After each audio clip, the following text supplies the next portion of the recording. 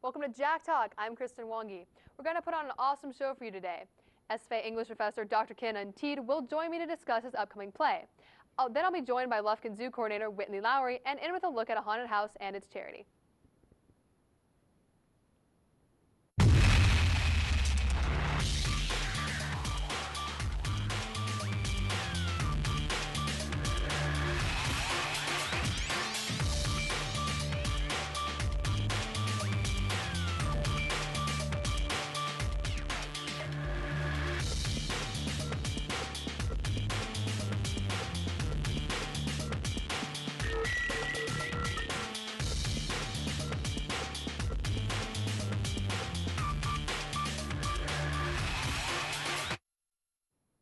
Joining me today to discuss his upcoming play is the interim chair of the Stephen F. Austin English Department, the talented Dr. Ken Teed.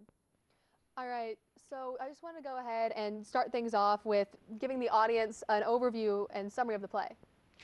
Well, the play's about a guy who's kind of lost in life. He's stuck in a job that he doesn't really care for.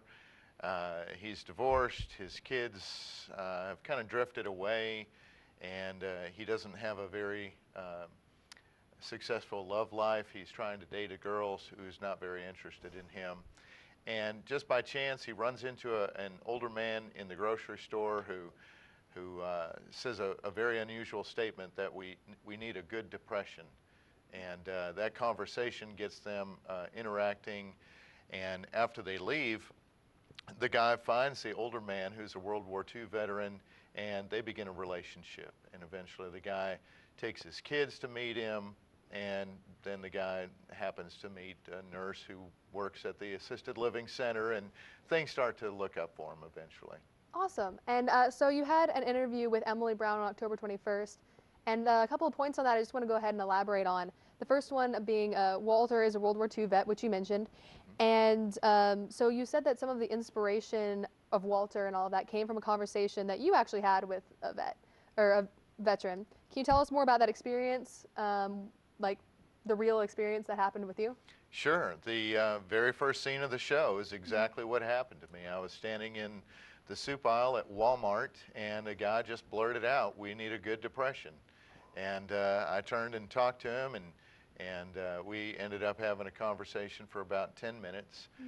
And he told me that he flew one of the planes that led the Enola Gay to drop the bomb on Hiroshima. Oh, wow. And I thought, wow, this is incredible. I'm standing here in Walmart talking to a hero from World War II. I never did get the guy's name. I never learned more about him, but that was the idea. Interesting. And was that the Walmart here? Yep. Oh, wow. So that whole, what was your, I mean, hearing somebody just say, "We need another depression," what was your like initial thought on that? Just. Well, I kind of knew what he meant, and initially he pointed at all the soup that we were in front of, and he said, "Who needs that many?" And I said, "Yeah, I get what you're saying." But my parents were Depression-era children, and so I understood what he was talking about. Those people lived through difficult times, and it taught them how to get by and how to survive. Right. And so the main character, Alex, so they're, of course, pivotal to the story, and you're the one playing Alex, correct? That's true. All right. So is he then, so I guess he's based on you? Sort of. In a way? Sort of, in a way. In a way. Can you expand on like what part is kind of influenced on you and what maybe could be influenced by someone else? You know, there are different parts of my life. Hopefully I'm not as tragic when it comes to relationships as Alex, but I'm not a data programmer. But some of the other things in his life are reflective of things in my own life. And so he just tries to figure out where he's supposed to be as he goes along, and he's sort of lost. Lots of us are. Right. At some point. True. How different is it to play a character like on stage and then also being the person that wrote it? It's very different. I had no idea that I was going to be Alex when I wrote it. If I had any idea of that, I wouldn't have put so many lines in. Fair. So I wrote the play, and I gave it to Sarah McMullen, the director of the Lamplight Theater, and another lady out there that have worked with me before. and they gave me some feedback, and then we did a read-through. Mm-hmm. And during that, we just sit around the lobby of the theater, and we have people read through scripts, and we only had a dozen people or so, but there are 20 or more parts, so some people were reading multiple parts. I just happened to read the part of Alex. Right. And afterwards, she said, well, this is really you. You need to do this part. So Nice. didn't plan on it. I didn't plan on it, but that's how it shaked out. Yeah. And so you also said in the interview that Alex has to get to know other people before he gets to know himself. I'm sure those who go see the play will see in like firsthand how in-depth that is. But how valuable would you say it is to get to know other people for you personally?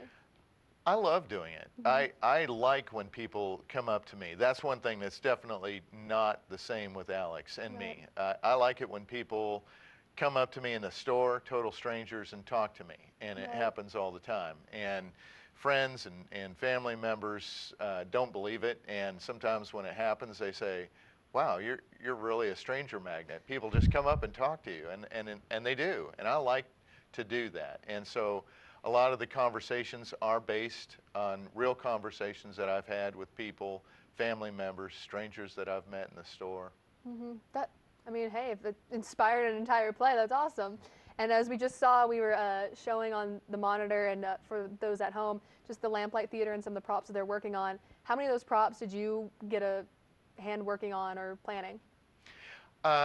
That's usually the stage manager's Right. job, to get props and prepare for all the things. Of course, I wrote into the script the different things that we needed, but it's a community effort. Everybody pitches in. Somebody says, oh, I've got a picture, or I've got some of the personal props you bring yourself, things that you need to have while you're on stage. Right. Interesting. And so this production itself, how long has this been? I guess how long was that conversation with the World War II vet that inspired everything?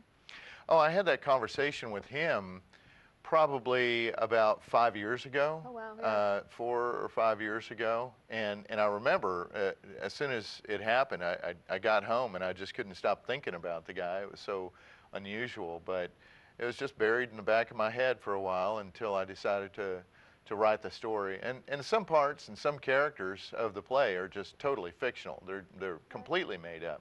But a lot of the conversations that Alex has with Walter, the older man, are conversations I've had with just a variety of people. Right. Would you say some of those like students, faculty, people you've worked with, or? No, usually most of the conversations are people relatives, a grandfather. There's a funny scene where the guy takes Yeah. his kids.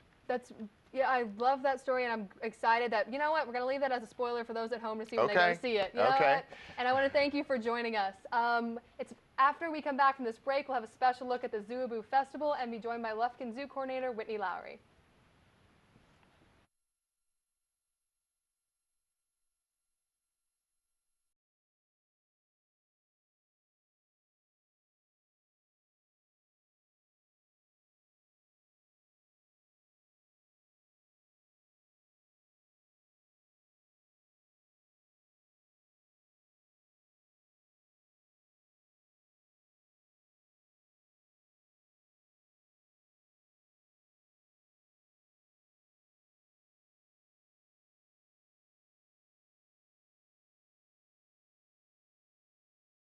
JackTalk reporter Bethany Petty ventured out to the annual Zooboo Festival at the Lufkin Zoo.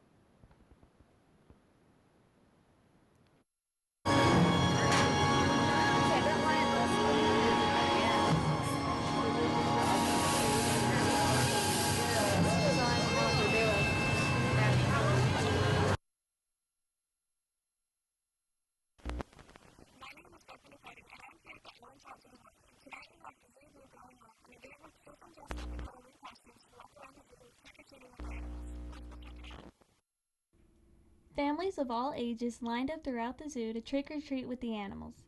Children dressed up in their Halloween costumes in hopes of winning a costume contest after they got their candy. They also participated in games to receive treats along the trail. Trails were lined with tiki torches and decorations to get into the Halloween spirit. I also sat down with some of the trick-or-treaters to get their perspective on the event. Is this your first time coming to the Zoo? No, we've been here the second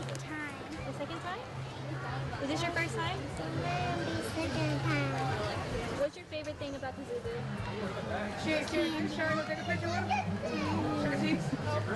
What are you most looking forward to with the event tonight? So here at the zoo, I found our very own lumberjack. What's your name? LJ?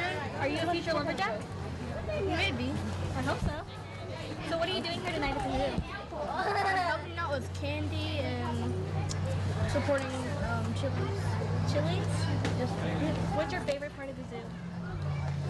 seeing all the animals and letting them do what they do. Why did you decide to dress up as a lumberjack tonight?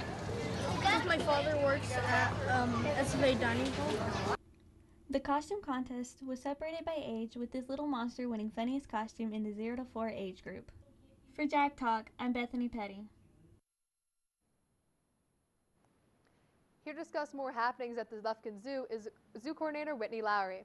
So we're going to go ahead and start off with Zoo-a-Boo since that was the most recent event. So do you know what started it? The Zoo-Boo was started about 20 years ago as a way to give back to the community. The community is very supportive of the zoo, and so we wanted to have a family-friendly, fun event and a safe place for kids to go and trick-or-treat. Awesome. And you saw some on the package, you at home saw some of the packages and things that some of the kids were doing. Can you just tell us more about what is available at Zoo-a-Boo for people? The most popular thing is probably the costume contest. We have some really great costumes come through there. So that's the main thing. And then we usually have face painting, tons of games, tons of trick-or-treating. We have about 20 different booths set up throughout the zoo for kids to trick-or-treat and play games at. Oh, wow. And so what is the planning process for that? It has to be insane. What is it like for you? The biggest part is coordinating all of the volunteers. We have over 200 volunteers that come out to that event, and it really means a lot to the zoo for people to donate their time and energy to come out and be a part of that event. It's very nice. Right. And so then Zoo-a-Boo, of course it varies from the normal time at the zoo. So are the animals still like out and available during the Zoo-a-Boo, or? Most of the animals are put away for the Zoo-Boo.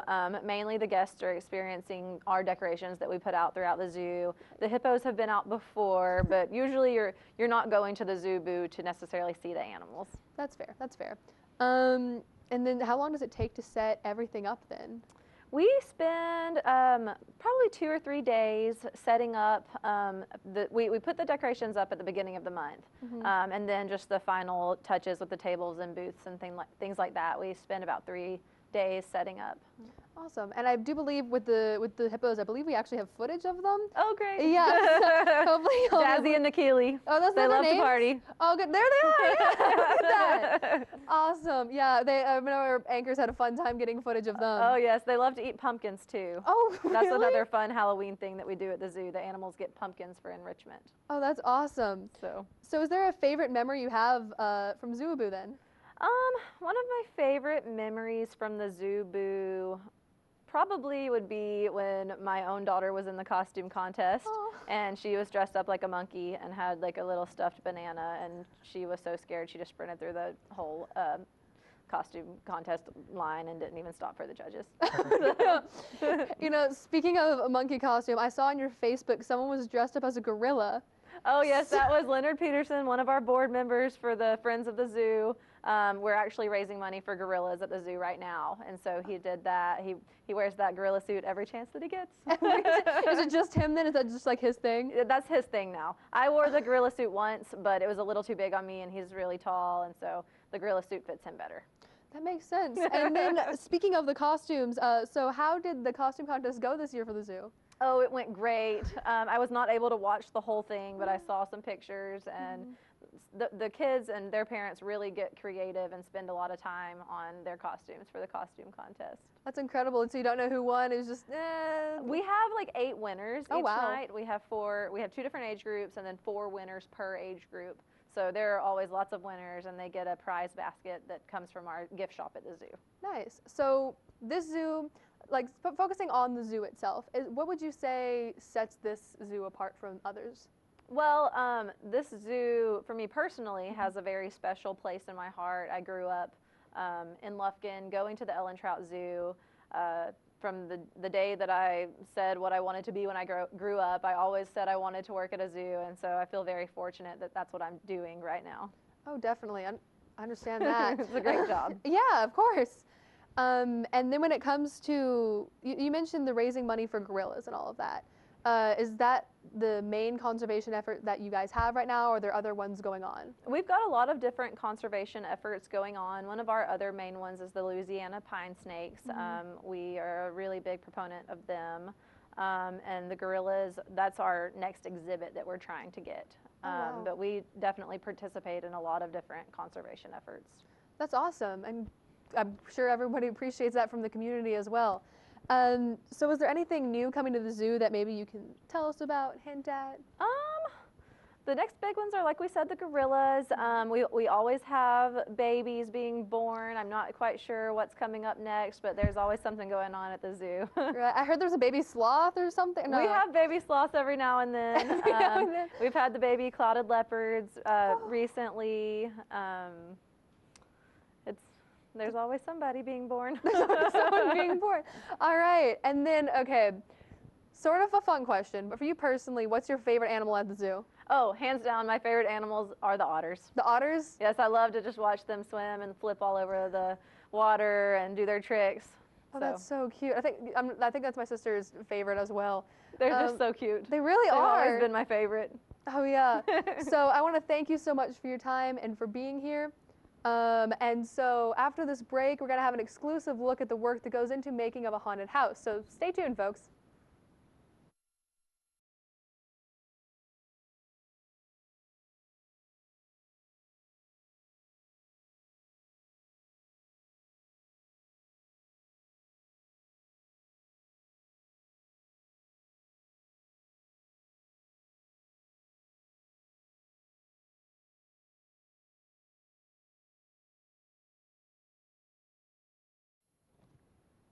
Every year, the Nacogdoches JCs partners with the Sigma Tau Gamma fraternity chapter at Stephen F. Austin University to run and build a haunted house.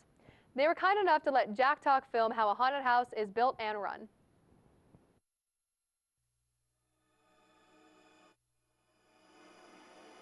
When it comes to making a haunted house, things start even before a single piece is built. Locations have to be confirmed, people have to be organized, and plans have to be made. After that comes the first day of building. It starts around 7:30 a.m. on a bright Saturday, a whole week before the haunted house even opens.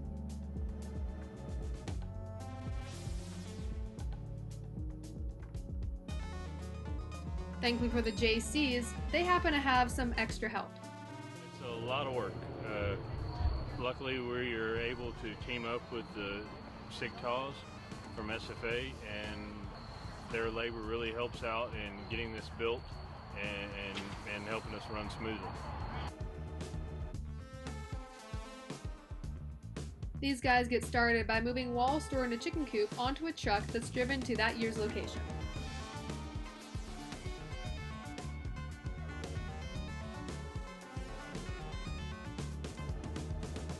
Every year we've had to change locations due to some restrictions that are inside the city limits. So we moved it with outside the county now. We've had to change the past few years the location since we don't have a permanent building right now. But we do change from year to year, and we try to make it the best event that we can. This year's location, though, had plenty of work that had to be done on it before any real building could take place. Between sweeping, cleaning, and getting used to the house's current inhabitants, it wasn't until the next day that construction could really start.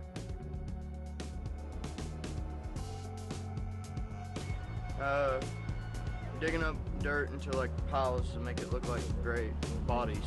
How are you enjoying it? I love it.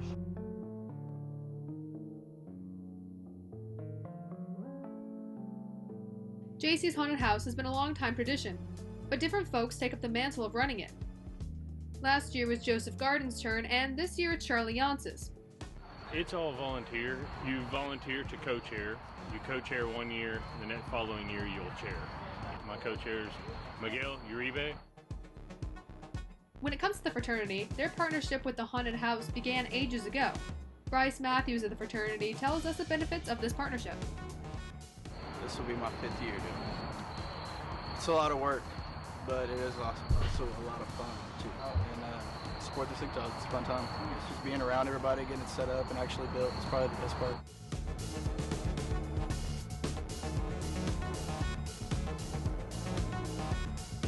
Now, experiencing the haunted house costs a little money, but this money goes towards worthy causes. When the house closes up for the season, all money gets split between the fraternity and JC's. Our proceeds go to the Special Olympics. For Sig Talk, that's our philanthropy that we donate all of our, not just haunted house, but everything that we do on campus and off campus, it goes to the Special Olympics. Meanwhile, JC's focuses on the community. The JC's, our portion of all our funds, not just this activity, but all of our portion goes back to the community here in Nacogdoches. And our wheelhouse, who we like to give back to, are definitely the children of Nacogdoches County and the surrounding areas. The proceeds from this event will all go towards our Christmas Courtesy, which is our Christmas give back. What we'll do is we will provide presents for families that are less fortunate who may not otherwise be able to give presents to their kids this Christmas. The charity these two groups do is wonderful, but there's a lot more still left on making that house.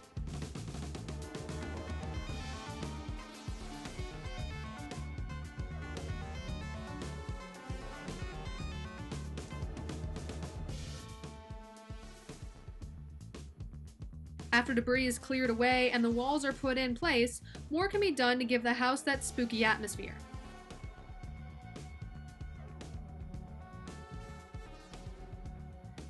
In the build this year, there are sectioned rooms. There's a dark hall with a few effects put in to disorient folks, a mask room, a graveyard, a spider hallway, a creepy doctor's office, a clown room, a body room, and then to finish it off, zombies chase guests out the exit. This final step of getting the house perfectly spooky for all of the incoming guests takes the longest and causes everyone to have to work some long hours sometimes. Finally comes the night of spooks and the house is open. Before guests arrive, makeup is applied to the actors. I've been kind of doing horror makeup on and off. I usually do stage makeup, so I've been doing horror makeup for about 2 years. With a great crowd coming out, we went ahead and asked some of the folks there about their thoughts on the haunted house before even going in. I have been through JC haunted houses numerous times. It's just the eeriness of the whole effect, but walking through, stuff in your face, stuff on the floor, the creepiness of it, you just never exactly know what to expect. And I'm bringing my son Rex for his first ever haunted house experience. Yeah. So how are you excited about first haunted house? I'm really excited. I'm just ready to get scared. They had people jumping out with chainsaws and they would run after you with chainsaws. That scared me pretty much. What are you most scared to see? Probably Mr. Chainsaw again. What are you most looking forward to? Maybe being a little scared. I'm actually excited to see all of what's here.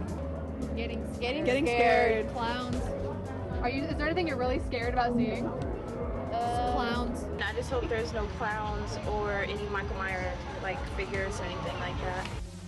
We even sent in one of our own camera people to walk through the house.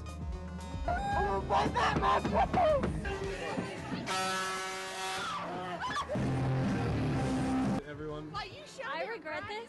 Who was tapping my shoulder? Oh, that was me at first, but then it was the guy with the axe. Oh, Lordy. And I can see you right here. No. We grabbed a few others to ask them what it was like going through.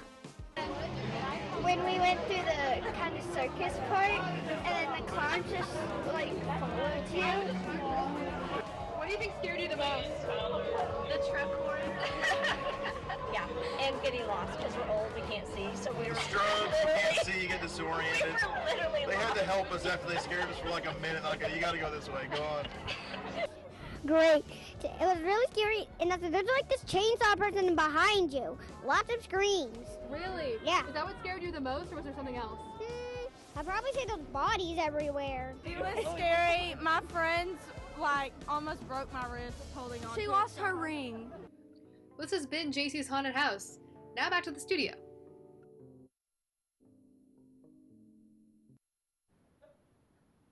That's our show today. Thanks for watching JackTalk, folks, and join in later.